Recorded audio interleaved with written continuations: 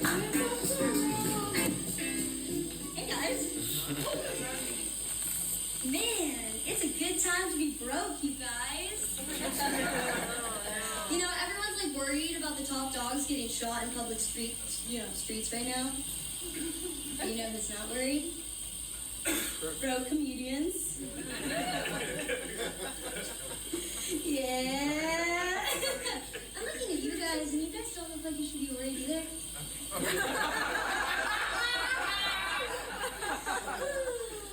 What a world, though, you know, like, getting shot. So, anybody in here depressed? Oh, so I'm Filipino. No applause, that's cool. No worries. We're there for you. Yeah, I hope so.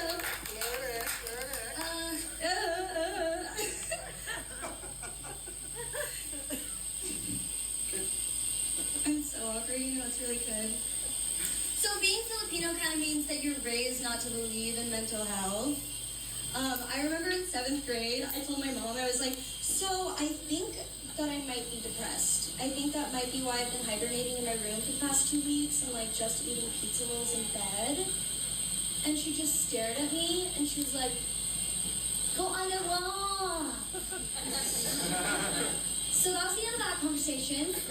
And then, you know, I waited a couple months, and then a couple months later I was like, so I actually talked to the counselor and the nurse, Mom, and they said they do think that I need a therapist. And my mom was like, Julia, Western people made up therapy.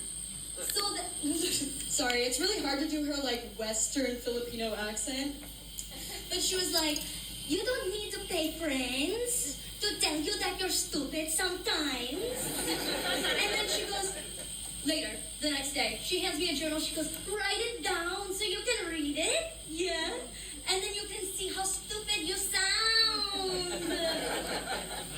So I'm a writer. Yeah.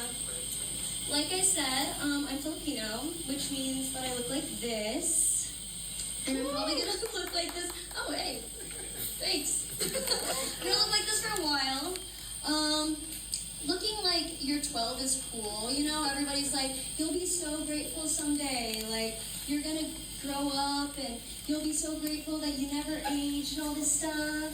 But, it's really hard to necessarily, like, enjoy being known as, or viewed as, like, a sexually awakened 12-year-old. You know, like, I feel like guys will come up to me and they'll be like, oh my god, you look 12! And then they'll follow me around all night. Yeah, something about this is giving, like, you shouldn't be within 200 feet of an elementary school. Yeah, it's awesome. It's also hard to get into bars. I'll walk up to any bartender or bouncer and I'll hand them my ID and they already think it's fake because it says that I'm from Kansas. But then as I give it to them, they'll literally hold it and they'll go, like, how stupid do you think we are? We know there aren't Asians in Kansas. Which is pretty cool. Yeah, I'm from Kansas, born and raised. Woo! I'm pretty proud of that, so it's okay, you guys. Yeah, I would say being from Kansas is kind of, as an Asian woman, is kind of like telling someone you have an STD. Like, someone will be like, oh my god, you're so brave. Thank you for sharing that.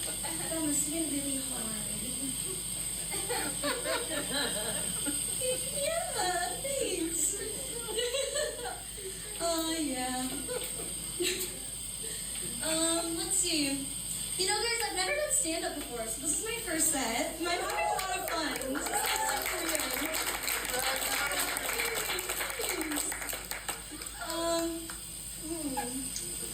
You know, being young, going on dates. Oh, you know what? I'll talk on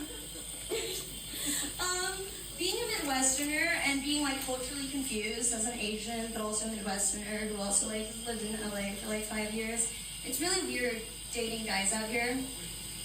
I went on this date with this guy the other day, and he started asking me my take on the Spanish colonialization on the Philippines for over 300 years. You know, being culturally confused, though, I just got to pull out my country accent, and I was like, sugar, I don't need proof that you're on Wikipedia before we went out. Yeah, okay, so I'll leave you with this. If you guys like my jokes, my name is Julia Masterson. And if you didn't like my jokes, I am the CEO of Blue Cross Blue Shield.